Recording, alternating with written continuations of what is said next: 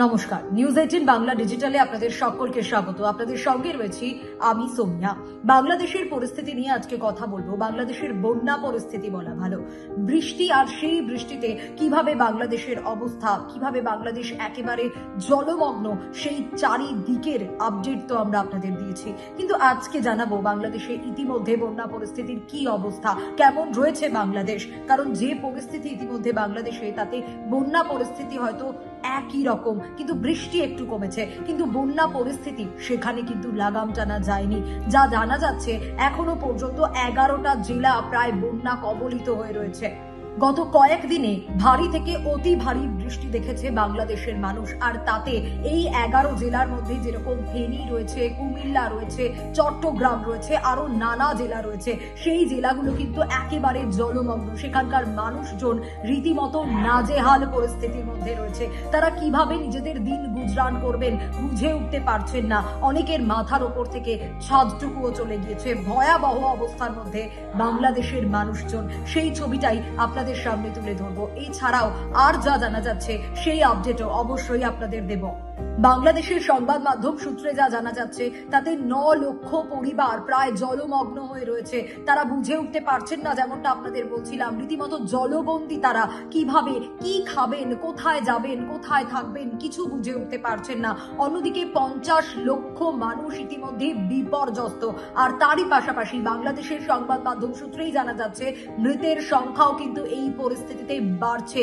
শেষ যে আপডেট পাওয়া যাচ্ছে, তাতে 18 জনের মৃত্যু হয়েছে বাংলাদেশের এই বন্যা পরিস্থিতিতে।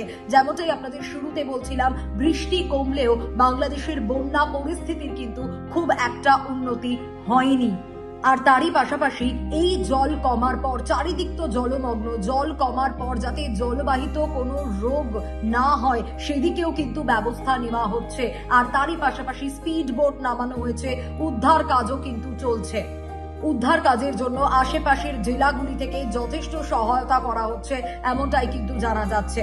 উদ্ধার কাজের জন্য আশেপাশের জেলা থেকে যথেষ্ট পরিমাণে স্পিড বোট আনা হয়েছে, নৌকা আনা হয়েছে এবং পরিস্থিতি স্বাভাবিক করার চেষ্টা চলছে।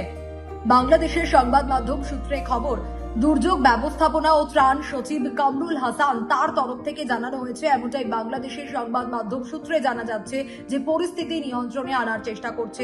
আগামী 24 ঘন্টার মধ্যে পরিস্থিতি আরো আয়ত্তের মধ্যে আসবে। তার তরফ থেকে আরো জানানো হয়েছে, বন্যায় চট্টগ্রাম থেকে মৃত্যু হয়েছে 5 জনের, নোয়াখালী থেকে 3 জনের, কুমিল্লা থেকে 4 জনের, কক্সবাজার থেকে 3 জনের, লক্ষ্মীপুর, ব্রাহ্মণবেড়িয়া, ফেনী, সেখানেও কিন্তু মৃত্যু হয়েছে মানুষের। বন্যা কবলিত যেসব এলাকাগুলো রয়েছে সেখানে সাহায্য করা হয়েছে, শিশুদের জন্য খাবারের ব্যবস্থা করা হয়েছে। আর তারই পাশাপাশি ত্রাণ কাজের জন্যও কিন্তু টাকা বরাদ্দ করা হয়েছে, শুকনো খাবার দেওয়া হচ্ছে সেখানকার মানুষজনকে।